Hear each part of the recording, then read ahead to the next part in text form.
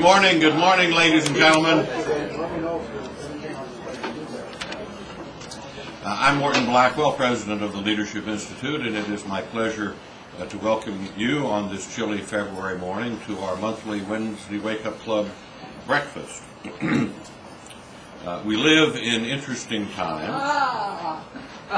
This morning, in the Washington Times, there's a little article which mentions that former Senator Bob Kerrey, a Nebraska Democrat, has been urging liberals to work with President Bush to reform Social Security rather than acting as a mere obstructionist. And he is quoted, Senator Kerrey is quoted as saying, "The late Pat Moynihan used to joke when I asked him why liberals were so reluctant to consider changing Social Security so that it guaranteed wealth as well as income.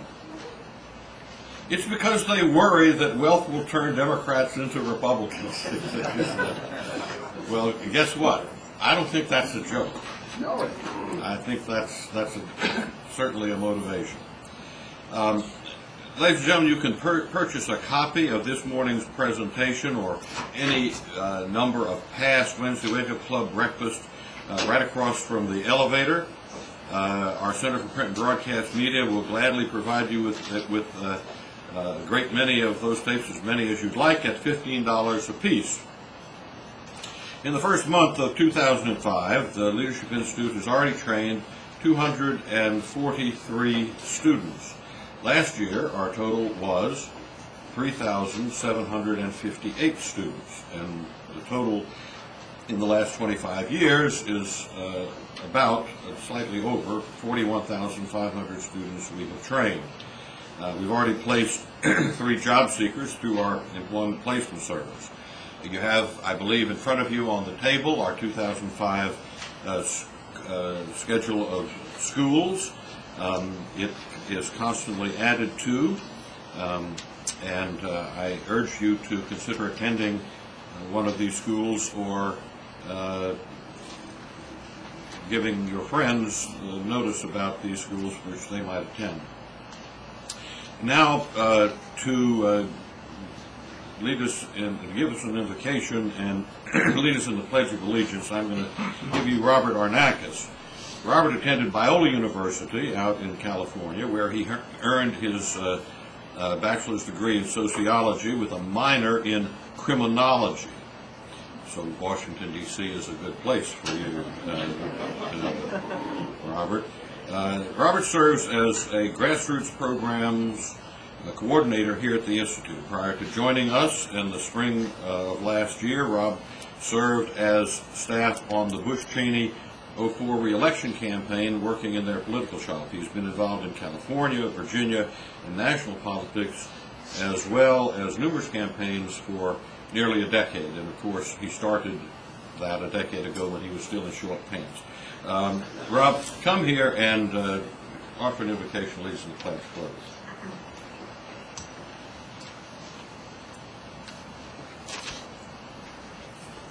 Dear Heavenly Father, we thank you for this morning's breakfast. We thank you for an opportunity to gather and get to know each other. And we thank you for Dr. Goodman. Dear Heavenly Father, I pray that you would just bless this day. Help us to learn everything that you'd have us to learn. Help us to go out and defend the truths and the values that you have instilled in us. And thank you for this morning, and pray that you'd bless it in your name. Amen. Will you please join? I pledge allegiance to the flag of the United States of America and to the republic for which it stands, one nation, under God, indivisible, with liberty and justice for all.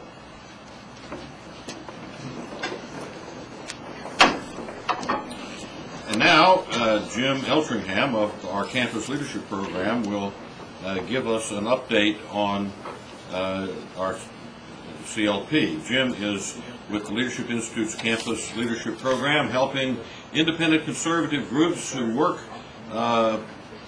and works with them to earn media attention as they fight the left on their campuses. There's a great deal of coverage, probably more coverage in the last few months than ever before for conservative campus activity and liberal campus abuses, and it doesn't always cover in the print and broadcast media how these groups got founded, but almost all of them were founded through our field staff. Jim has helped design and conduct training seminars to make campus conservatives more effective activists. He joined our staff in 2001 as a field director for our campus program, traveling then from Virginia through Maine, starting and assisting campus groups. Jim Eltringham.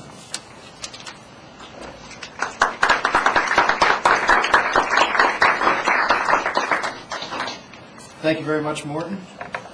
And last year, we were at a Wednesday Wake Up Club breakfast, and a colleague of mine who's sitting up at the front with me, Christopher Steele, gave a great summation of what the Leadership Institute's all about when he said, we're in the business of victory. And I'm happy to bring to you a couple of stories of victory from our campus leadership program that we've already scored this year. At Kent State University in Ohio, Luke Adams wanted to form a Second Amendment club and defend freedom on his campus. So he called the Office of Campus Life to ask how to go about achieving official school recognition, and the Office of Campus Life said, don't bother applying. We are not going to approve your club would be against the rules. This didn't sit well with Luke, so he gave us a call, and a couple weeks later, Luke was telling a story on the National Rifle Association's Cam & Company weekday afternoon radio program. And the story was up on the nrenews.com website. And funny enough, the same day, Kent State reversed its decision and told Luke that, in fact, they would consider his club. Now, the school's not telling, but I wonder how many Kent State alums are good, freedom-loving, gun-owning Ohioans who gave Kent State a call that day and told them that they didn't approve of what was going on. That's a victory. And not long after Luke called us, we got another call from Travis Ratliff, who's starting a group called Bakersfield Reagan Students at Cal State Bakersfield. Travis wanted to recruit members, so he set up a membership table, the way he was taught at a youth leadership school, and was promptly told to cease and desist by a campus administrator. The campus administrator had a problem with his club status and also the fact that they found some of their materials offensive, such as a flyer detailing some of Michael Moore's half-truths and lies, and this apparently passes as offensive at Cal State Bakersfield. So Travis asked the administrator, well, what can I do? Can I walk around campus with a clipboard and sign people up that way? And that's something else that we sometimes teach at the youth leadership school, is that if you get kicked off of a table, find another way to recruit. And the administrator said, yeah, that's fine. Well, meanwhile, Travis, with our help, gave a call to the local media and talked to a local education reporter who was a little bit confused and couldn't believe that something like this would happen on college campuses, and apparently doesn't hear as much as we do about the great things that go on. So the reporter was interested and decided to send out, not only cover Travis's efforts with the clipboard, but also send out a photographer. Well, Travis wasn't long walking around campus with a clipboard before a campus police officer came up, told him he was an quote-unquote off-campus vendor, and told him he had to go to the academic scheduling office. Goes to the academic scheduling office and is told that he needs to fill out a facilities use form just to walk around campus to start his conservative group. All this with the reporter and photographer in tow. It was quite a nice little front page story in the local section of the Bakersfield Californian, and just before the story broke, after the reporter had called some school administrators for comment, Travis got a phone message from an administrator. And he called back, and the administrator said, we're sorry, Travis. You can go ahead and you can run your table, and we're not going to bother you anymore. These are two victories, and they're not complete victories, but for right now we can be happy that the Kent State Second Amendment Club's recognition process is pending, and Cal State Bakersfield Reagan Students is holding weekly membership tables. But the Campus Leadership Program works with 400 other independent conservative campus groups, over 400 other independent conservative campus groups, and and those are on all 50 states, but the left-wing faculty and administrations aren't giving up their bastions very easily. So we still have a lot of work to do, and it is only February. But luckily, LI and CLP are here to, with your support, help folks like Luke Adams and Travis Ratliff. And after all, that's why we're here, because we're in the business of victory. Thank you very much.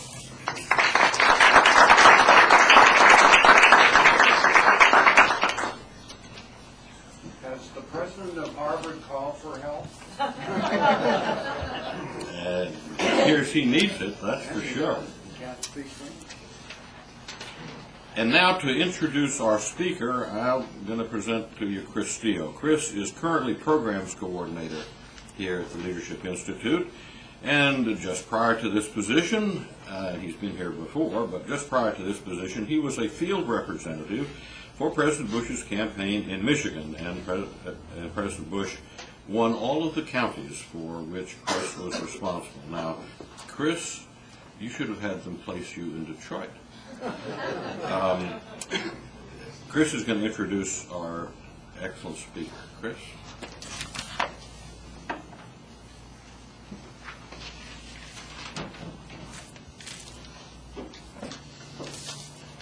Good morning.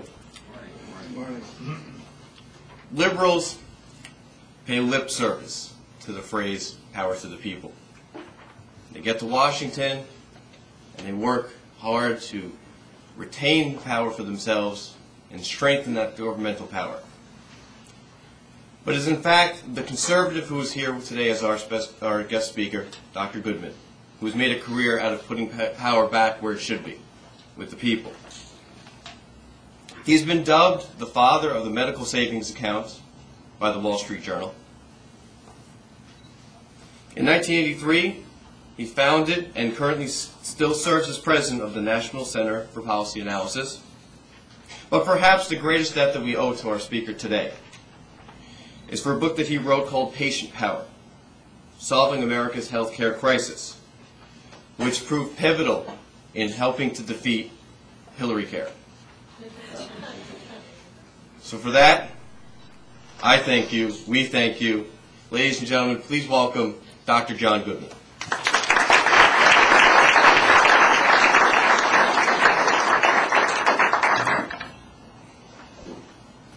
Thank you. Shouldn't do that. Sorry. Thank you, Chris, for that very kind introduction. If you're not familiar with the National Center for Policy Analysis, you should be.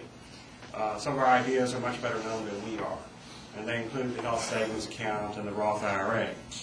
And also, a little known fact is that the core tax ideas in the Contract with America came from a proposal that we put together with the Chamber of Commerce back in 1991.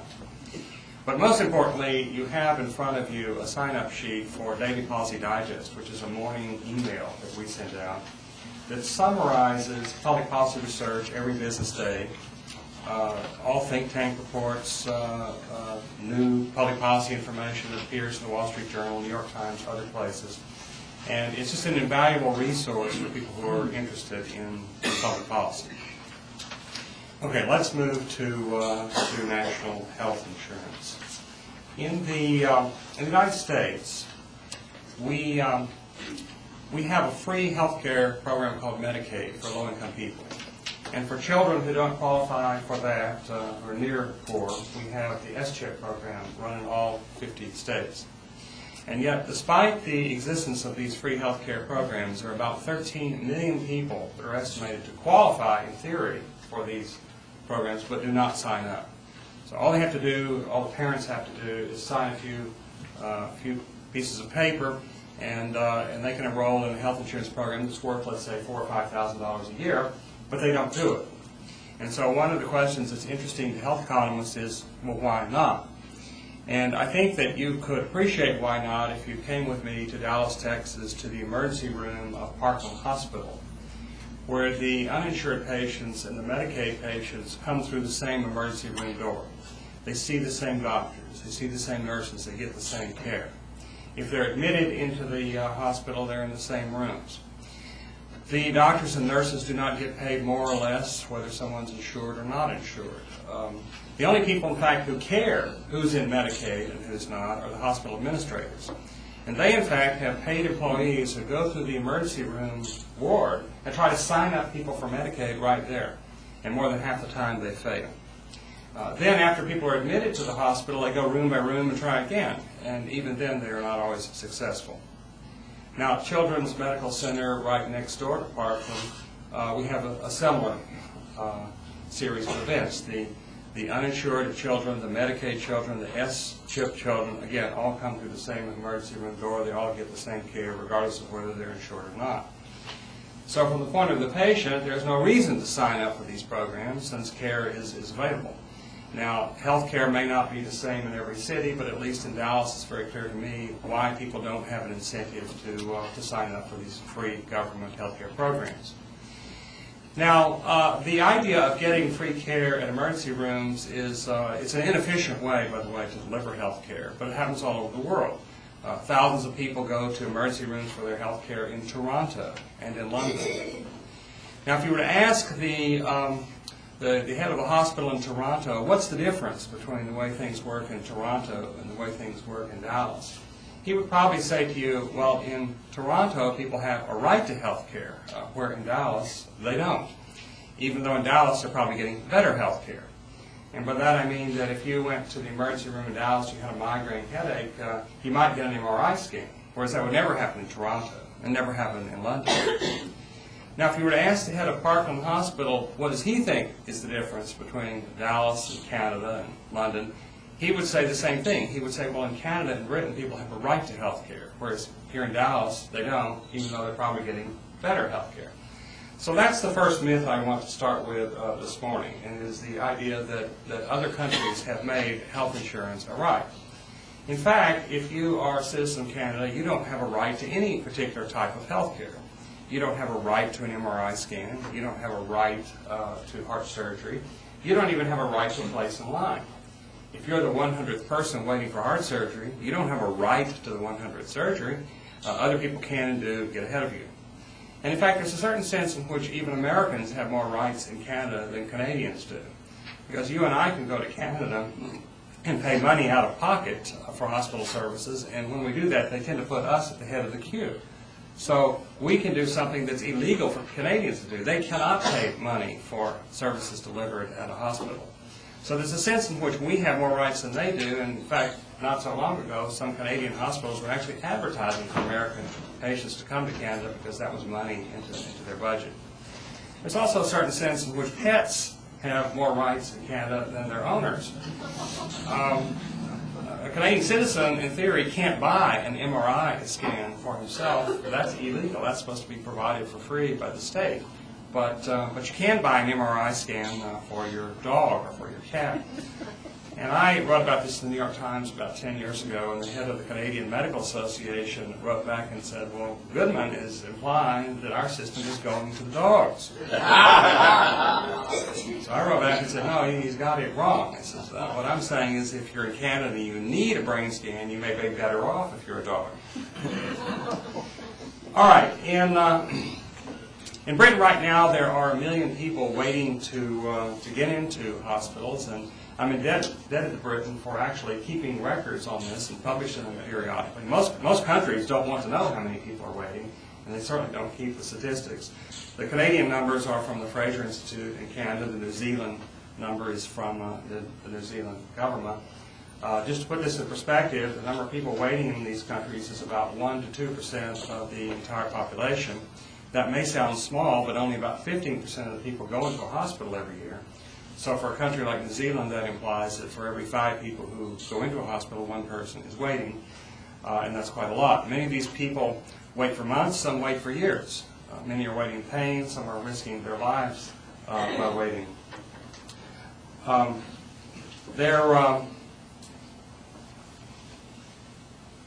These are the numbers from Canada, and they're by specialty, and what they show you is that there's no market going on here. So a market would tend to move resources out of the areas where the waiting lists are short and into the areas where the waiting is long. But this is a market mechanism. There's no way to make sure that those who need care get it first, or make sure that the resources go to the areas where the need is greatest. Now, the second myth is the idea that these systems deliver very high-quality health care. The British Prime Ministers of Health used to tell their citizens for decades, they don't say it much anymore, but they used to say that the British National Health Service is the envy of the world, and Canadian Ministers of Health have been known to say much the same thing. In fact, in Britain and Canada, doctors have to see about 50% more patients than American doctors see.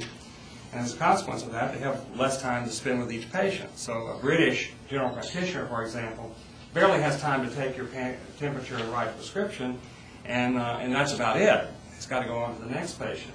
Now, if there is something seriously wrong with you, it turns out that in Britain and in Canada, there's less equipment, less technology. The renal dialysis rate, for example, in the United States is twice the rate in Canada, 3 times the rate in Britain. Interestingly, in the 1970s, Britain invented, along with the United States, the process of renal dialysis, which of course keeps kidney patients alive, whereas in the previous era, it was certain death. And yet, even today, Britain has one of the lowest dialysis rates in all of Europe. Interestingly, Britain invented the CAT scanner in the 1970s, and for a while it was exporting over half of all the CAT scanners in the whole world, probably with government subsidies. But it refused to buy very many of these for its own citizens, for its own National Health Service. And even today, the number of CAT scanners in Britain is about half the level per capita as in the United States, and similarly for MRI scanners. And I don't have the newest technology here, PET scans, on the slide, but in the United States right now there are 1,000 PET scanners. Canada has 2. So if you think the Canadians are getting the same level of care that we are, you have to conclude that the PET scan is not very useful. Now, the third myth I want to draw to your attention is the idea that these countries have made health care available on the basis of need rather than ability to pay. It's certainly true that's what was their intent, but in New Zealand today, despite the fact that health care is freely available from the government, 1/3 of the population has purchased private health insurance. Again, covering services that are theoretically available for free. In Australia, it's 1/3 of the population has purchased private insurance. In Britain, 7 million people have private insurance, and millions more go to see doctors on an out-of-pocket basis. The rule being that if it's serious, you go private. If it's not, you stay in the public system. Now, another myth is the idea that in the United States we spend more on health care, but we don't get more. And you've probably heard this. The left repeats this myth all the time. And what is the evidence that we don't get more? Well, they say that we know we spend more, but what's the evidence we don't get more? Well, they say life expectancy is about the same among all developed countries, and our infant mortality rate is actually a little higher than other developed countries. But it turns out that these life expectancy statistics don't have very much to do with health care. Now, here is life expectancy for various ethnic groups in the United States, and it varies from life expectancy at birth for an African-American male at 68 years up to 81 years for Asian Americans, and everybody else is in between. Nobody in healthcare thinks that these differences are due to the amount of healthcare services that people get over their lives. And similarly, here are the differences of rates among females. Again, they're all over the map. We don't really understand why these radical differences among these groups. We're pretty confident it's not due to differences in health care they receive. And then again, the health outcomes in countries are very, very affected by lifestyle, environment. We have an obesity epidemic in the United States, which you can verify simply by going out on the sidewalk and watching all the obese people walking along. I'm amazed by it myself, and let's be frank, obesity leads to other health care problems. We have higher teenage pregnancy rates in the United States. That leads to more health care problems. None of this has very much to do with our healthcare system. If we're going to compare healthcare systems, you really need to focus on those diseases and conditions where medical science really can make a real difference. And one of them, for example, is breast cancer. Now, it turns out that in the United States, among women diagnosed with breast cancer, only 1 in 4 die, compared to 1 in 3 in Britain and Germany, and 1 in 2 in New Zealand and Britain. And for males that are diagnosed with prostate cancer, about 1 in 5 die in the United States, compared to 1 in 4 in Canada, about 1 in 2 in France, and more than 1 in 2 in the United Kingdom. So those are comparisons that are far more meaningful. because those are areas where, with the latest drugs and the latest diagnostic equipment, you really can save lives. If we fall down, it is in comparing the health outcomes for low-income people and higher-income people in this country. We do worse on that scale than other countries do, but you got to remember these countries we're comparing ourselves to are far more homogeneous. We're a very heterogeneous society, and that heterogeneity is affecting the differences that you're looking at on that slide.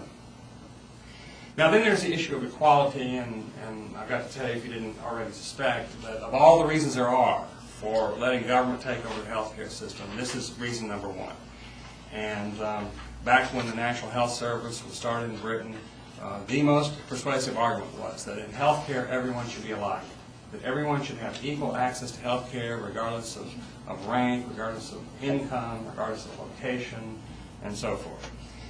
So that's what the Brits set out to do. It's also what the Canadians set out to do in most other developed countries. And this was done about 50 years ago, and they went along about 30 years until we get to about 1980.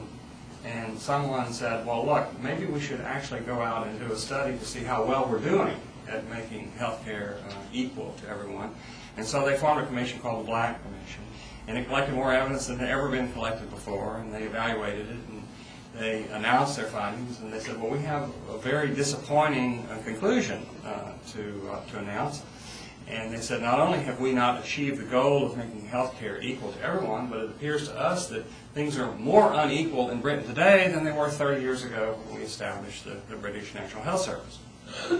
Well, of course, everyone was disappointed in this finding. They deplored the results. Everyone committed to do a better job and show more resolve in achieving the goal of equality access to health care. So then we wait 10 more years and we have another commission. I believe it's called the Atchison Commission, and it did the same thing. We collected all the data and published a report, and guess what? Again, very, very disappointing news. The Atchison Commission said, well, not only have we not got equality of access to health care in Britain today, but it appears that things are even worse than they were back when the Black Commission report reported. So here we are now, 15 years later, and we're way overdue for getting another report, and we all kind of know what it would say if there would be such a report. But it's always nice to have one's suspicions confirmed. In fact, there are inequalities throughout the developed world. These numbers are from Canada, and it's an interesting study because what happens in health regions is that people cross borders and people go from rural areas to cities, and so you're never quite sure when you're looking at numbers about healthcare consumption about what it's really telling you, but these Canadian researchers actually were able to track where people lived and how much health care they got and say very precisely what the per capita differences were, and they were huge. There are 4, 5, 6, 7 to 1 differences among the 30 or so health regions of British Columbia among the different medical specialties. I think most health economists would say, look, you'd probably find the same thing all over the developed world if you actually had the evidence. Very rarely is it in the interest of government to collect the numbers that would allow you to know these things.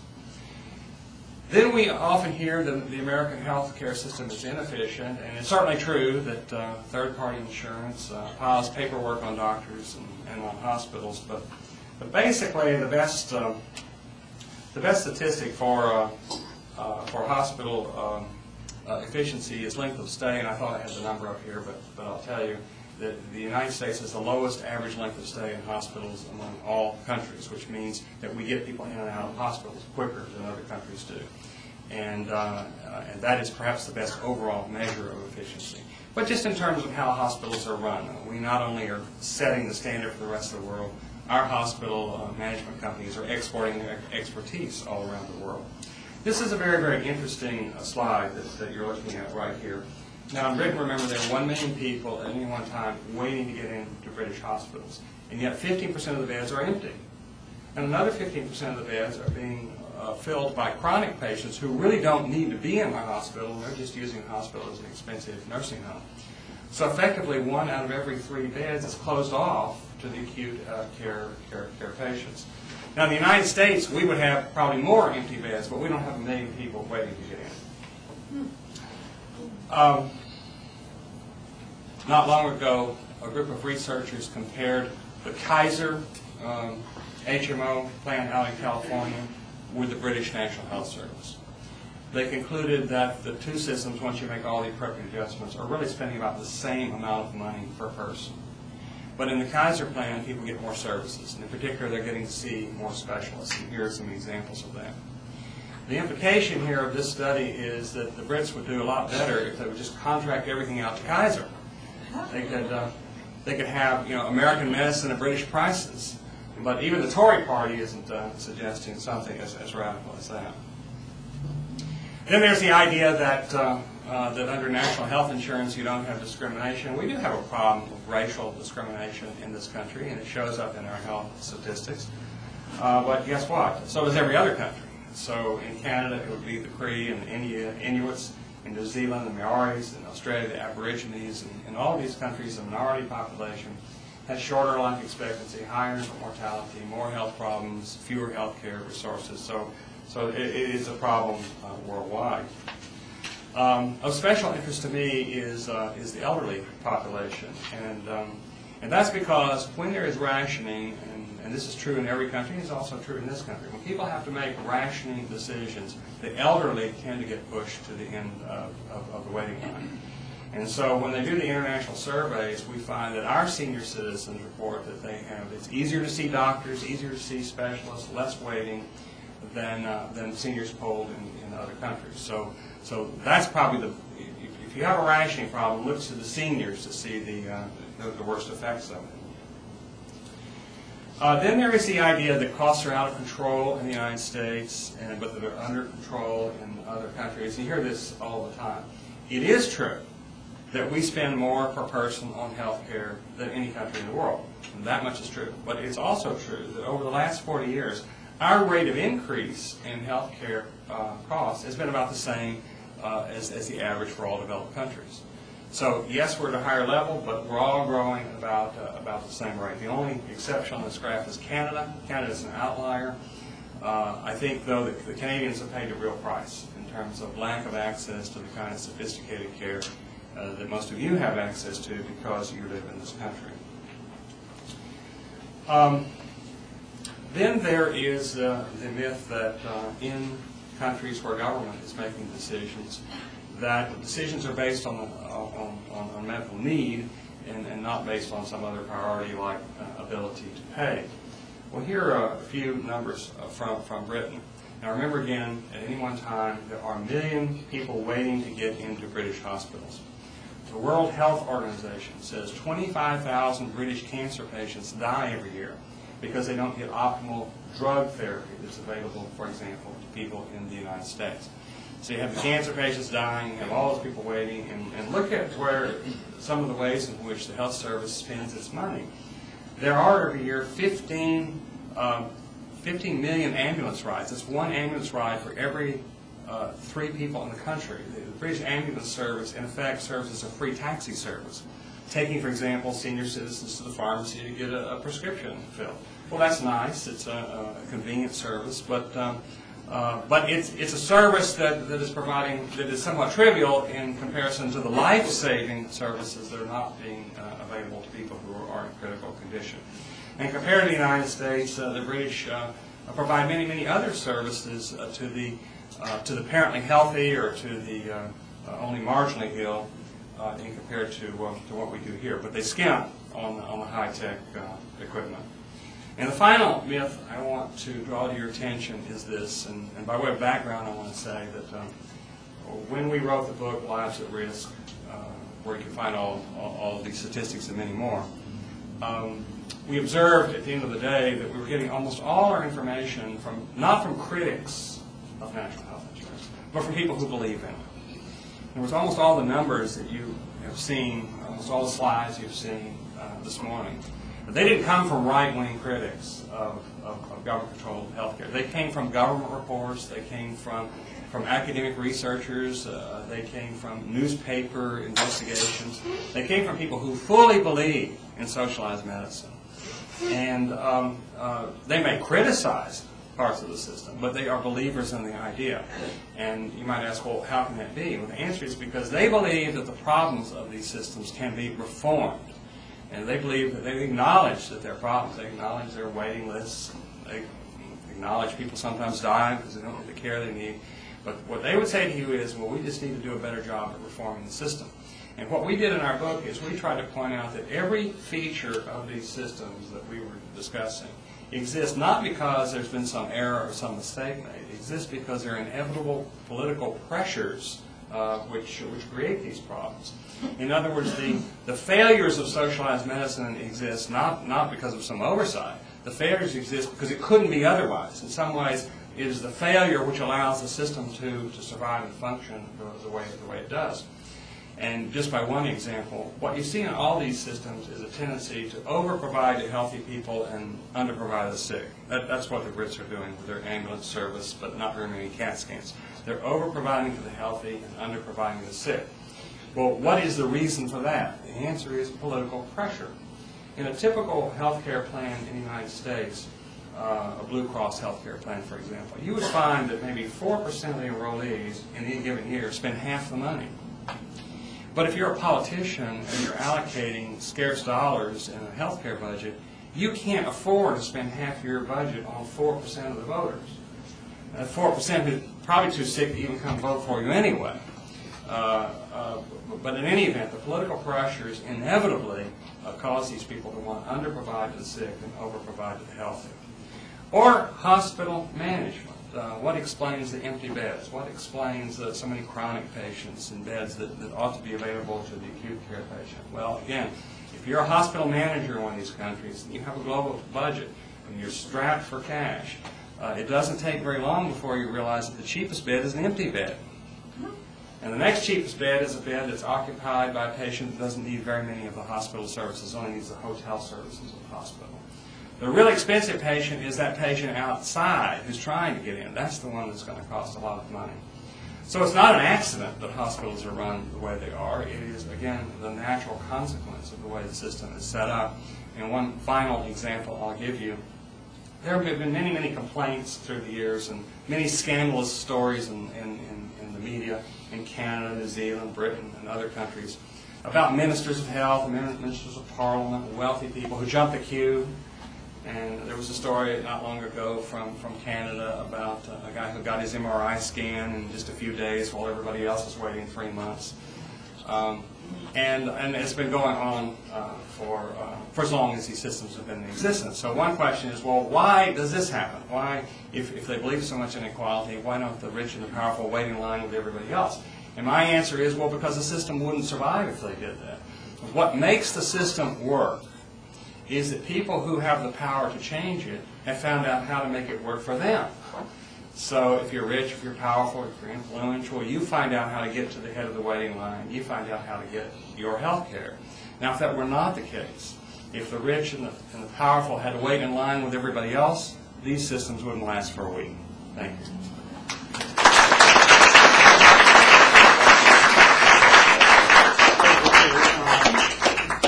What a terrific presentation. Dr. Goodman has graciously agreed to take some questions, if there are any. There are several. Look at that. All right, let's go here. We preface this, I'm an Army brat, and the military has been a very good family life for me and my family. My father was a Colonel Green Beret, and when we lived on base, if I ever needed anything, we wouldn't go to the hospital. He'd call his medic, and he would come make a house call. When I worked for the Congressman Cantor, I was in charge of working with veterans at the VA, and I saw a lot of the inefficiencies at the VA and also in the military healthcare system that is, in its sense, its own national health insurance. How come we haven't heard more about that in the arguments against national insurance to be able to say, well, look what we already have, like a micro insurance? Well, I think the Army medicine and VA medicine, there have in fact been some reports on how it isn't up to par. It's not as bad as you might otherwise think because it's sitting in the middle of a bigger healthcare system where things are fairly free. And so, so quality is being maintained there because of these doctors are moving back and forth from civilian medicine.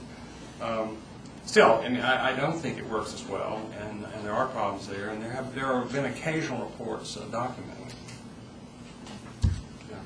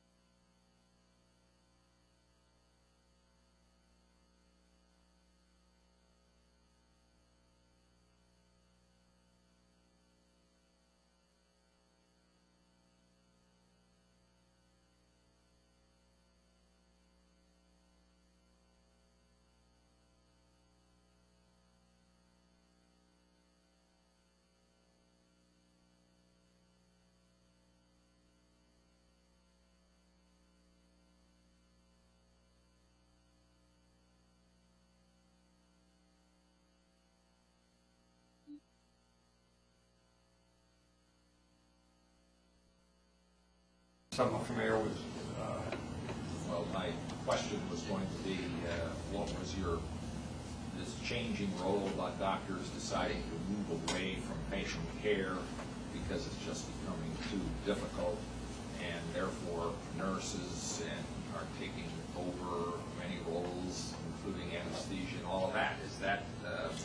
Well, I will say this: if I were young, I would not want to go into the practice of medicine today. And part of the reason is because the third-party insurers are trying to regulate the doctor's life. And I'm a critic of managed care. And the problem with managed care is you have the payers trying to tell the doctors how to practice medicine. And I can't think of any other market where buyers tell sellers and producers how to produce. So if it doesn't work anywhere else, why do we think it will work in medicine? Having said that, I want to acknowledge that we haven't had a real market in healthcare, and market institutions have been suppressed. And I believe that, and this is one of the themes of patient power, in order for the healthcare system to work well for all of us, we need real markets, and we need physicians to understand they have to be economic agents of their patients and not just health agents. So I do believe physicians need to change a lot of what they do. But if you have the right incentives, it'll work right. And the one market I would point to illustrate this is the market for cosmetic surgery. Now, third-party payers have not been involved in that market in 2 decades. And it works like a real market.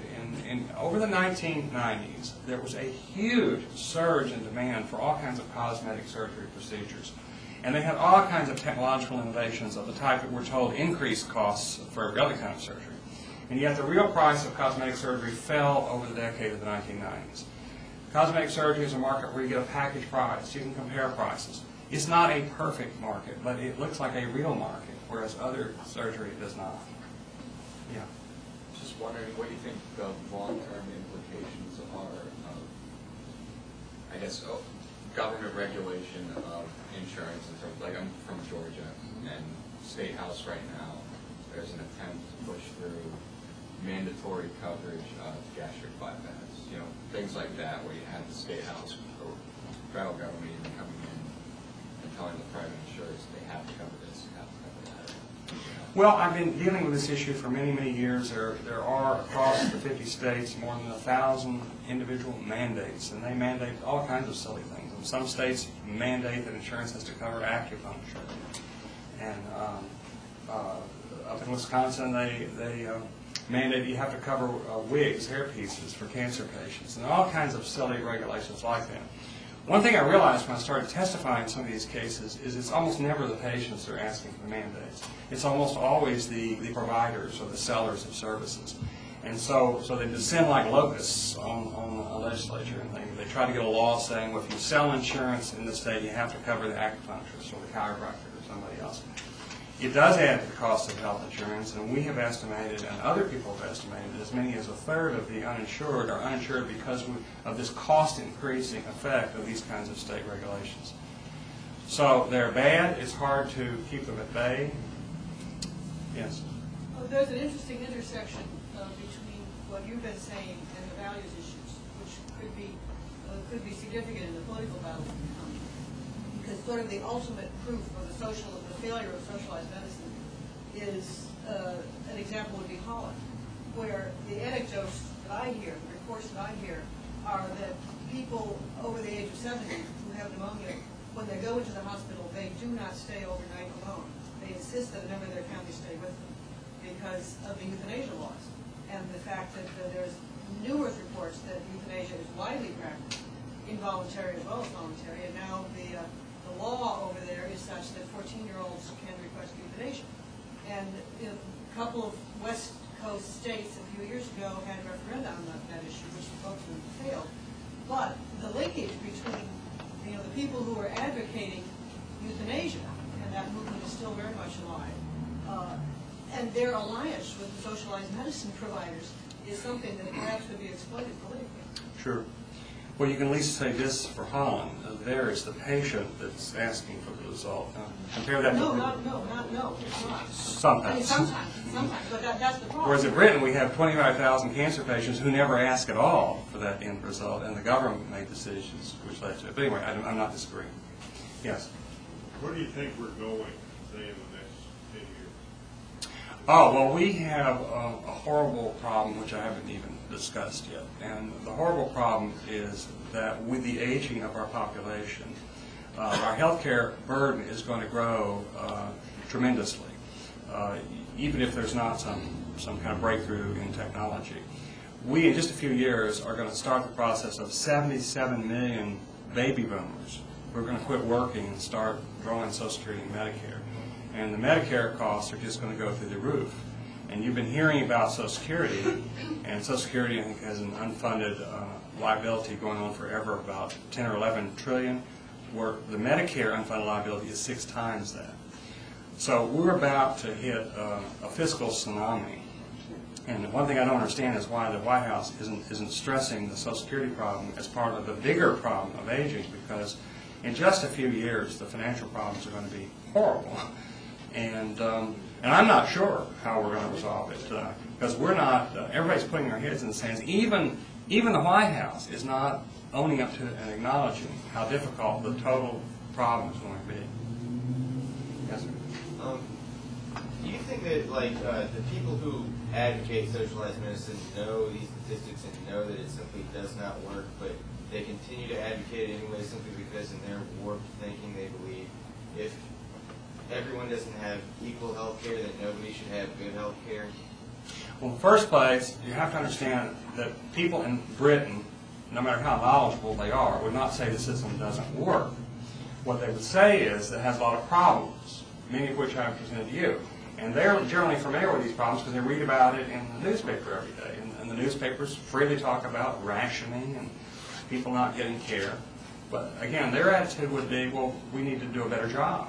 We need to reform the system. What they're not understanding is that rationing is an inevitable part of government control of health care and making health care free at the point of consumption.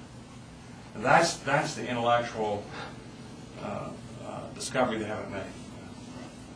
It's terribly frustrating to me that this presentation could be put in tonight's speech, and most people would understand it. And I ask, why is it that, why are politicians so afraid to put these kinds of facts out with the road and say, I understand it? Because I think most people would understand it in these terms. Ruth, can you get that in the speech tonight? Okay, good. We'll try. But good comment. Thank you. Yes. 2 aspects. One, do you anticipate us ever getting to the point where our medical savings accounts are unlimited and you don't have to spend it all in 1 year, so that I could potentially build up funds to be able to use as I got to that retirement age? And kind of a second, my doctor just recently stopped dealing with insurance companies, so that it's direct pay, and you see that trend moving, and they're moving in that direction. Yeah, I think there's a bit, well, on the second question first, there is a trend toward doctors not wanting to deal with insurance companies.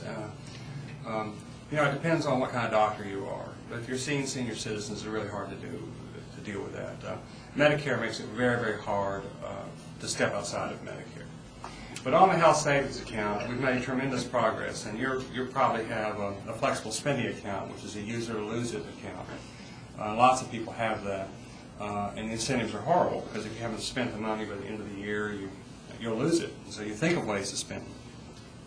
As of January 1st of last year, though, all non-elderly Americans, in principle, can have access to a health savings account, which does roll over and grow through time. But it has to be combined with high deductible insurance. And if your employer is providing your insurance, your employer has to provide qualified insurance, or you can't have the account. So we're all of us who are not elderly are potentially we can have these accounts. But as of the end of the year, maybe only 500,000 of us have one. Now, I think the market will grow very rapidly, and I think it will change healthcare radically. It will change radically because, just like in the cosmetic surgery market, doctors and hospitals will not treat ordinary people spending their own money the way they're willing to treat businesses and employers and insurance companies. So if it's a bureaucratic institution, that's one thing. But the cosmetic surgery people figured out that you can't charge patients spending their own money this way. They have to know what things are going to cost, and have to be able to compare prices. And by the way, many doctors who perform cosmetic surgery also perform other kinds of surgeries. Just in the cosmetic surgery market, they change what they're doing because they have an incentive to do so. So economic incentives are very, very, very powerful. Even in medical care, where you think, you were trained in medical school not to think about money, it's still a very, very powerful force. Sir? We have twice gone out and solicited bids for changing our system, which is a conventional medical insurance coverage, to incorporate health savings accounts which are catastrophic. On both occasions, they've come back to us with proposals which would, for roughly the same level of protection that we have now, would cost it would cost more. If you know of options where it's possible for us to give the same coverage to the Institute employees that they have now at the same price or less, I'd sure appreciate your letting us know, because we've gone out twice, and each time the information has disappointed us. We want to do it. It makes good sense to do it, but I don't see that we can do it and cost us more money. And I sympathize with you. I don't have any immediate advice. We've had the same problem in Dallas. What's happening is it's a new market, a new product. And the insurers have not always known how to price it right, and especially the larger insurers like Aetna and United, who are just for the first time getting into this market. But I think we're going to find in the not-too-distant future that you're going to get substantial savings if you go to a high-deductible plan with a savings account, and that we're all going to be able to take advantage of it. But it's taking the market a little bit of time to get the prices right. Yes? About 15 years ago... Excuse me, this should be the last question. About 15 years ago, my firm went to a self-insured plan. Maybe about 100 people worked there. And it saved us quite a bit of money, self-insured, but it's managed by like a health agency. So the employees do not know we're self-insured. But would you comment on that? Well, the law encourages large companies to self-insure. And one of the advantages of self-insure is the state regulations don't apply to you. So all those silly laws that I mentioned earlier, they don't apply to self-insured companies. The Leadership Institute could self-insure. You're about that size. You may not want to do it, but it's an option open to you. In any event, whether you're self-insured or not, the health savings account is still a separate issue, and you have to have the right kind of plan, and somebody has to put together the package for you. And I guess the bottom line here is if it were easy to go out and solve these problems, with one simple move or two, then people would do it. It's not. It's a changing market. It's an evolving market, and that's the way other markets evolve. You have entrepreneurs that think of better ways of doing things, and it's just for doctors and health insurance companies that grew up under an old system where the market was suppressed. It's hard for them to adjust to a new environment where the market's going to reign. But I really think that the health savings accounts are going to become extremely widespread. that George W. Bush is one of the biggest fans of this idea. He brags about the fact that he has a health savings account himself. And I think it's going to change markets, it's going to change the way doctors practice medicine, it's going to change the way insurance companies function, and all of you are going to gain from it. Thank you.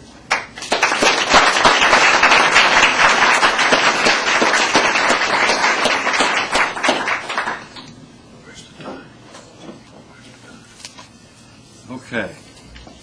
Well, wasn't that an interesting presentation? That was great. Dr. Goodman's going to join me on a little tour that I'm going to take him through the Institute at the adjournment here. Any guests who would like a tour of the building should meet at the podium at the conclusion of the breakfast. Emily Paxton, stand up, Emily. She'll lead you on the tour, and you'll depart immediately for that tour. I invite all of you to join us on Wednesday, March 2nd for our next breakfast, and our featured speaker there will be Seamus Hassan, who is founder and president of the Beckett Fund for Religious Liberty. He'll address preserving religious liberty. I thank you all very much for coming.